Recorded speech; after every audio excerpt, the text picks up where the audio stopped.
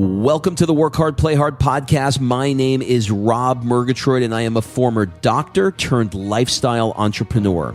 Each week, I interview some of the best minds on the planet on the science of achievement and the art of fulfillment. Today's episode is a mini-sode that we call Fri-Date with the Wife. In these mini-sodes, my wife Kim and I deconstruct the strategies that we've developed over the last decade to not only grow personally, but to turn our struggles into lessons and create fulfillment in all areas of our lives. Excuses are over. It's time to live. Let's dig into today's topic.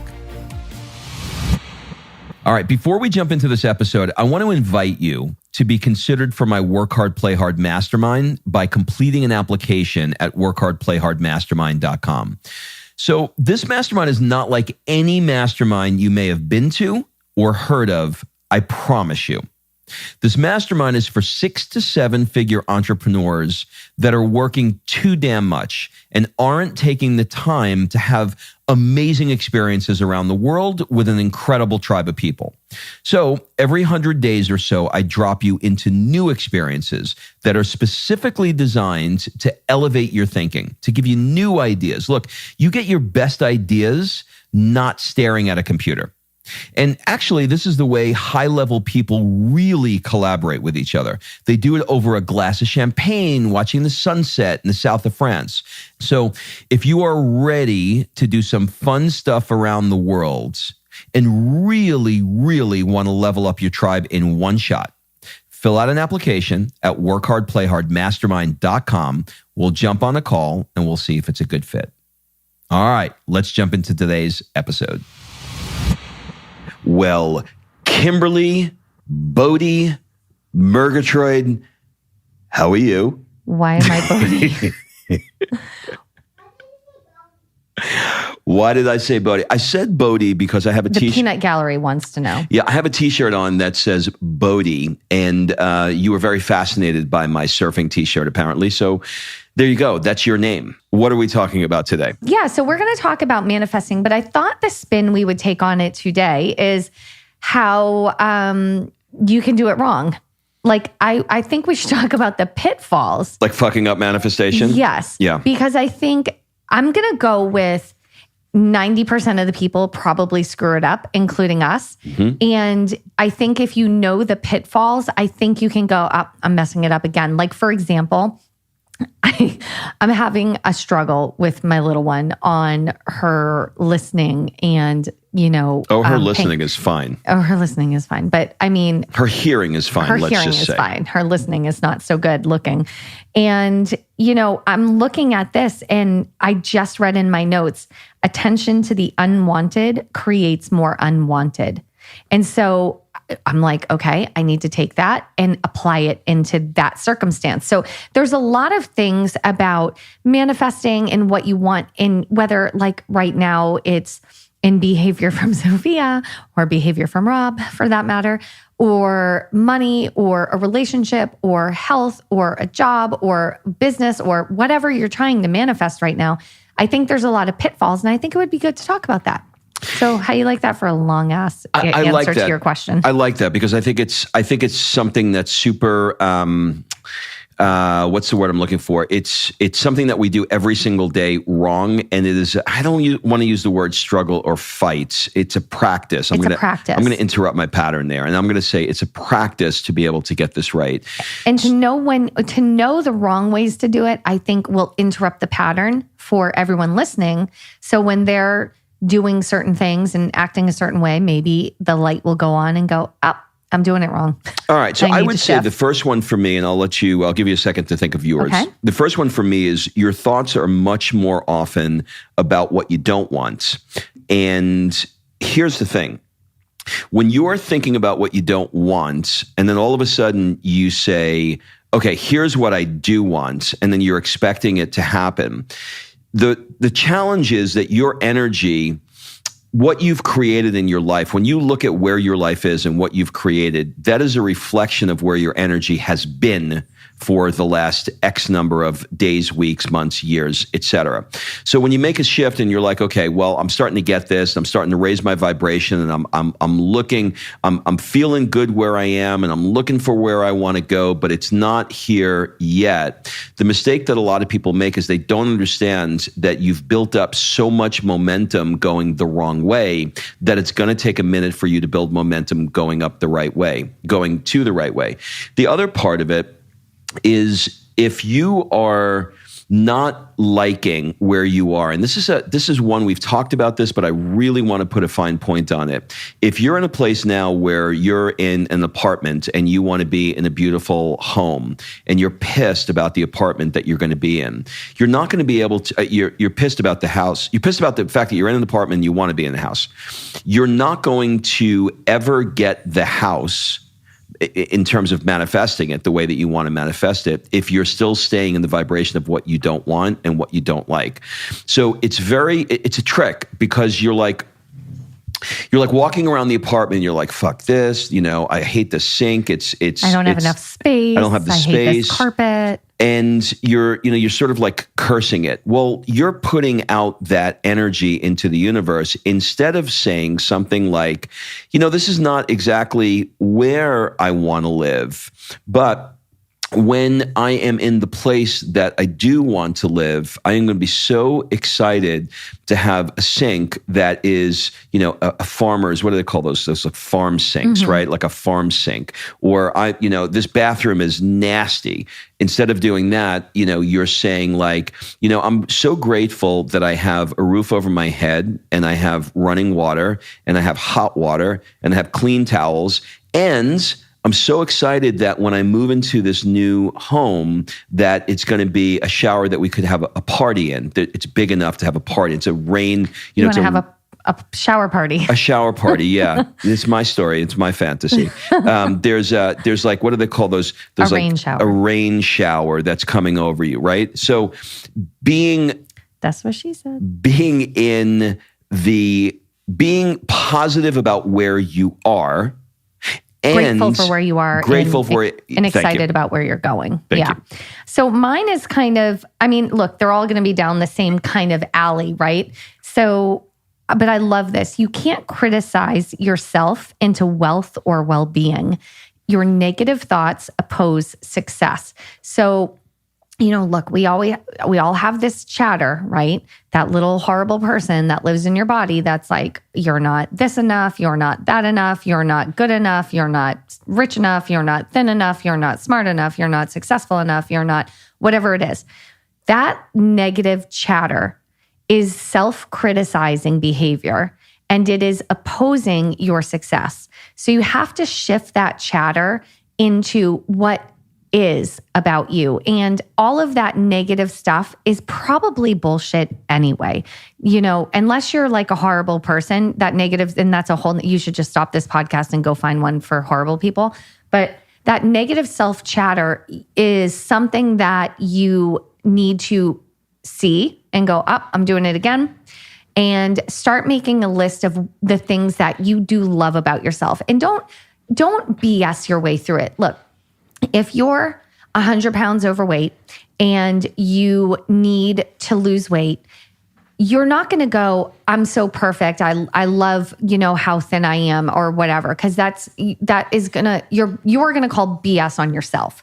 But there is something that you can love about yourself, and love about where you are, and love about all of it, and love that you're in the journey to maybe lose 100 pounds or whatever it is, or love yourself that you're in the journey, that you're creating the product that's going to help you amass your wealth.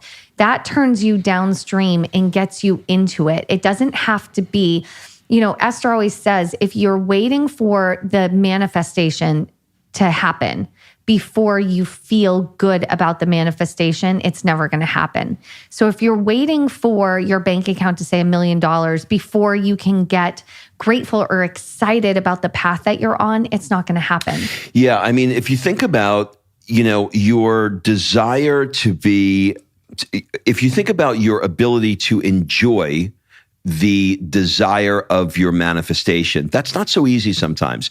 And it should be. right? I think what happens is you sort of look at yourself as a failure and you say, I've been trying to manifest this home or trying to manifest this car and I still don't have it yet. And you view that as failing instead of truly imagining yourself inside of the car, inside of the home, feeling the leather on the seats.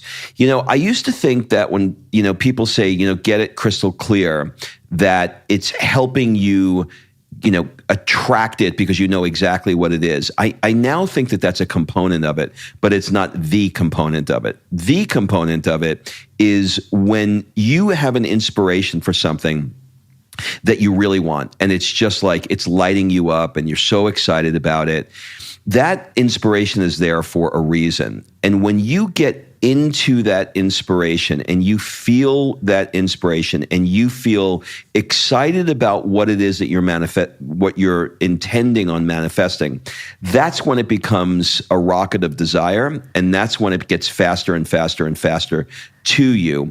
And what I used to do a lot was I would hunker down. I would rewrite my goals. I would get more pictures. I would put deadlines on them. I would tell people I'm going to do it. But there was a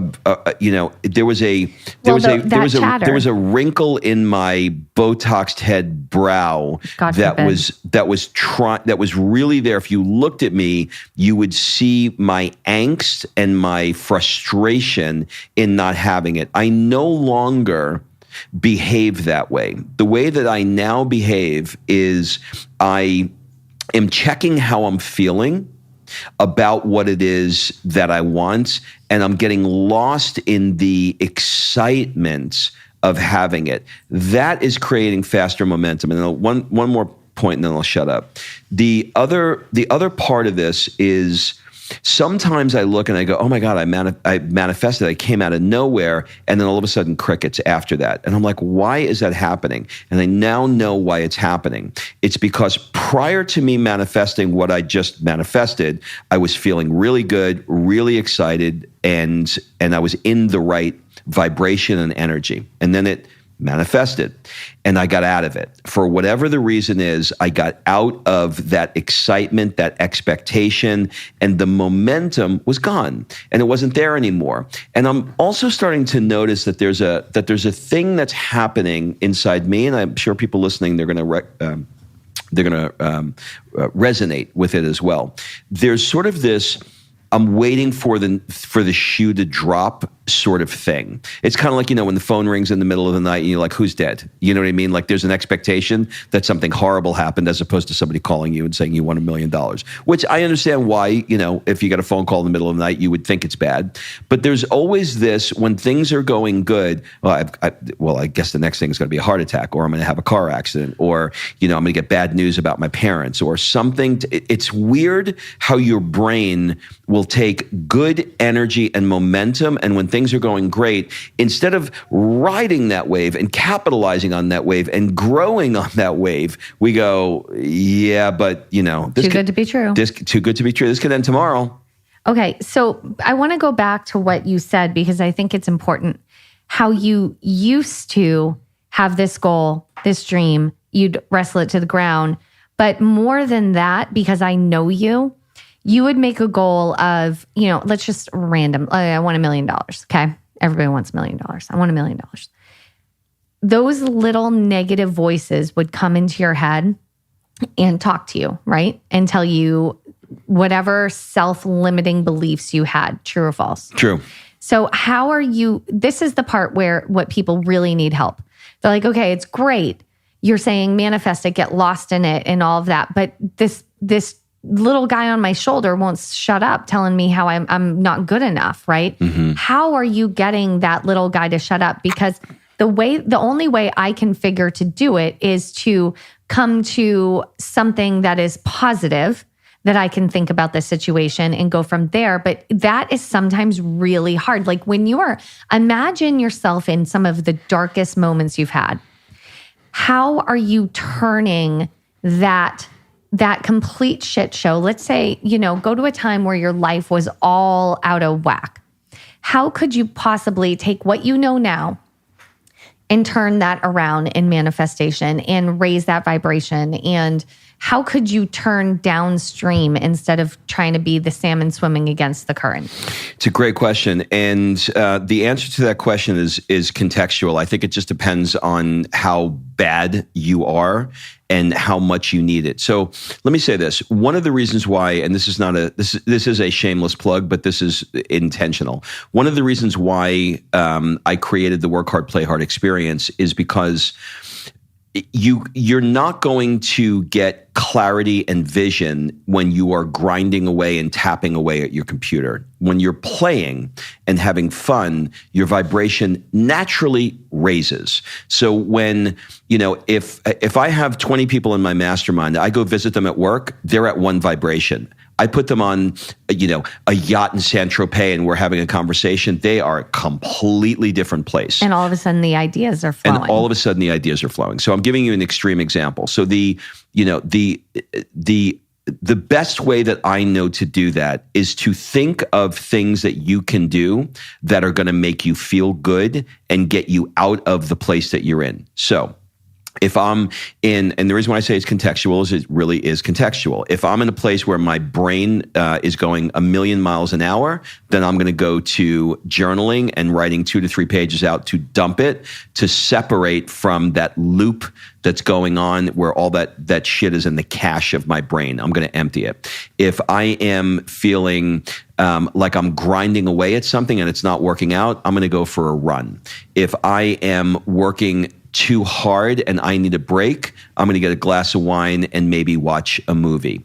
If I feel like I am not making the headway on the things that I want to be making, I'm going to plan a trip with Kim and we're going to go, fuck it, we're just going to go to the beach and we're going to go have wine and we're going to laugh and we're going to dream and we're going to have a good time. So it's doing whatever you can do. Now, if it's just in the middle of your day, it's pretty simple. Get one of the apps, get a Calm app, a Headspace app, and take 5 or 10 minutes and just separate yourself and get away from the thing. Find the thing that is going to raise your vibration, even one click.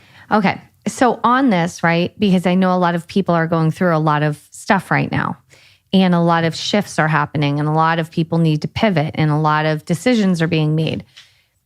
I think acknowledging on not an intellectual level, but really, really deep inside acknowledging that the contrast meaning the problem, the thing that's not going your way, is going to create the clarity. And that I truly think is one of the hardest things for people to really acknowledge on a soul level, because it's everything's happening for a reason. It's the contrast that's going to bring the clarity. I would not know how amazing of a husband that I had. Apparently you're gone. I'm out of here. Amazing of a husband that I have, if I haven't had all the shit relationships of the past, if I didn't hear my friends complain about theirs.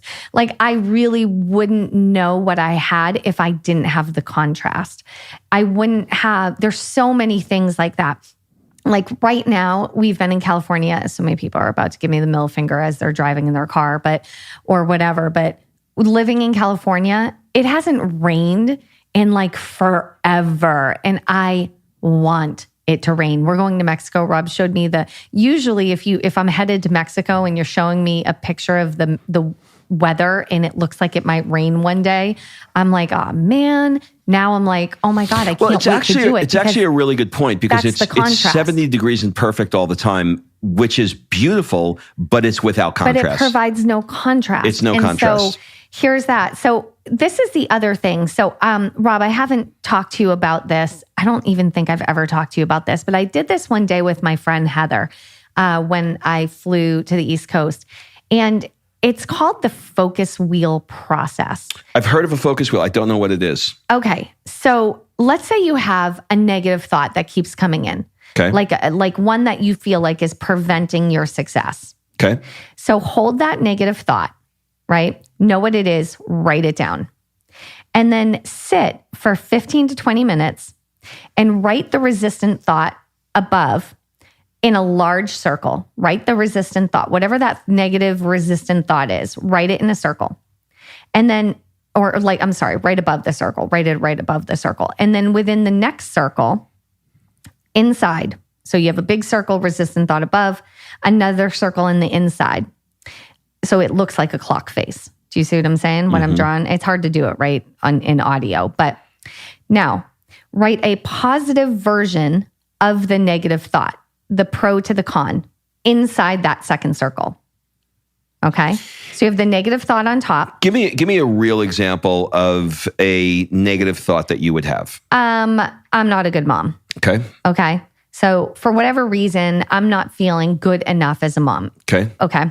So on top, I'm not a good mom.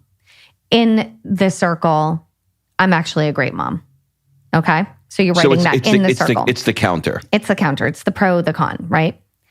And then find a thought that somewhat matches the center thought and keep focusing on that sentiment. And you write 12 thoughts that relate to the center thought, which is, I'm actually a great mom.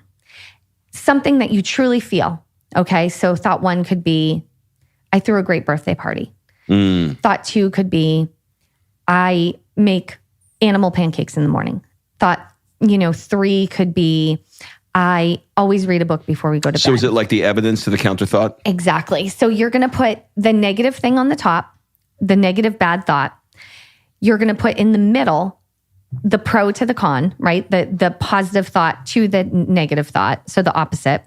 And then around the clock, you're going to write all of the things that basically are going to support the positive thought. And that is, you get all the way around. And then you can't go through this process and feel the same way you did. Feel the same way that you did when you started the process. Yeah, Does that make sense? Yeah, because inherent within the process is to debunk the negative thought. So you go around the thought. And the reason I'm bringing this up is because I think it's one thing to say, just think the positive. And people are like, you have no idea. Like I am self-sabotaging, to go back to what you said, where your things are going right and then you self-sabotage. I'm self-sabotaging myself, hence the self-sabotage. I guess I don't need to reiterate self twice. I don't know. So you do the self-sabotage because you're talking yourself into the negative thought about you, when reality is there's probably a whole lot of positive evidence to the contrary. Yeah, I love that. One of the things I was thinking about is most people are not dreaming big enough because of those negative beliefs. And, I think people believe that if something that they've been trying to create doesn't come true, that they or fast enough that they're a failure, and they're just not dreaming big enough because of it. So in other words, they look and they go, okay, this is what I want. I've been saying that for the last 2 years. And so they don't dream bigger because they look back and say, well, all my other dreams didn't come true. So why bother doing that? And I think a lot of people who are listening are probably nodding their head right now. And I want to encourage them to dream bigger, things that really, really excite them and things that they're really passionate about. I mean, look at a kid, we just had a 6-year-old birthday here yesterday, and watching these little ones run around, there's nothing that's off limits for them. I mean, they are, if they have 2 plastic dolls, they are having deep, meaningful conversations with those dolls about what those dolls can do. And they're dreaming, no, I'm the one that flies. No, you're the one that flies. No, I'm the one that can, I'm Elastic Girl. Do you know what I mean? So like that they are so excited and limitless. And they don't look at, well, the last time I tried to be Elastic Girl, it didn't work out. Yeah, no one stretched me, and I broke a leader. That's so. On that note, I think that yes, that's where stupid idea time comes in for me. So when you have a problem, right? When you're in the midst of a problem, know that problem is the contrast that you need to determine exactly what you want, the clarity that Rob is talking about. And then also know that there is a solution available. So many times people go, I have this problem. There's nothing I can do. that's not true. There's a lot of things you can do. And that's where stupid idea time comes in, because it's like, no, there's actually a shit ton of options that you have. Like, I've had people, they're like, I am so broke and there's no job I could ever get. There's no this I could ever do. I'm like, that's not true. Let's whiteboard this out. You could go to Starbucks. You could be a stripper. You could go on Amazon. You could, like, there are limitless things. But the moment you start giving those things, you're like, well, I don't want to do that because of this. And I don't want, no. So it's not that there's not options. You don't like the options that are there because you're not, what to Rob's point, dreaming big enough. Right. And let's dream bigger on the stripper thing, because I think, oh my God. Well, I know you'd pick up on that. I'm just saying that is an option. Then maybe you should do that. I think Chippendales are probably the thunder from down under, Chippendales. I don't know. Maybe we could do a webcam for you. Listen, nobody wants to see thunder from this down under. Let me tell you this. Robin Victor Anthony. The thunder from this down under is that storm has passed. That storm has passed. There's no more thunder in that storm. Oh, I would actually disagree with that. Well, I think there's a lot of thunder there. But my point is, play stupid idea time. If you're in the problem, if you have a problem, we all have one, okay? Choose one, right? Choose that problem. You could do the wheel to kind of show and prove to yourself that it's not as bad as you're making it out to be. One, that way it can help you turn downstream. And then you have all of these. By the way, after you write that little wheel, you now have 12 positive thoughts to turn yourself downstream in that instance, right? So that's one. Two, realize that the problem is there for a reason. It's to create clarity on the solution. Three, you do have a solution that is forming. There is a solution to your problem. In fact, there's probably 100 solutions to your problem. Some of them you might not like, but that's okay. You can't keep saying there's no solution to the problem. Play stupid idea time, blue sky, dream, and problem solve. It's not that hard. And then, number 4 or 5, whatever I'm on, if all else fails, Rob's got a webcam, Thunder from Down Under with Robert Victor Anthony. On that note, we're going to say goodbye to all of you out there. Remember, if you want to join us this year, we are taking a COVID break and we are going to Cabo. So if you want to come, it's October 14th to the 18th. We have a few spaces left. You got to fill out an application though. Go to workhardplayhard.podcast.com/experience. I think I need to do that one a little bit better. It's a long URL. You know what? Actually, go to workhardplayhardexperience.com. Workhardplayhardexperience.com. I forgot what that was. I got the You're here now. I got the slash You're in my here now. head. It came around. And you're still thinking about your next experience on Thunder from Down Under. I have so many things I want to say about Cabo that I can't say because they're surprises, but it's going to be amazing. It's going to be good. Have a great week, everybody. Bye-bye. All right. Thanks for listening. If you love this episode and you know someone that needs some help in either stepping up their work hard game or their play hard game, it would mean the world to me if you shared this podcast with them to help me get this movement out there. So if you like what you heard, head on over to iTunes, take 30 seconds and leave me a 5-star review, and I will be forever grateful. So until the next episode, excuses are over. It's time to live.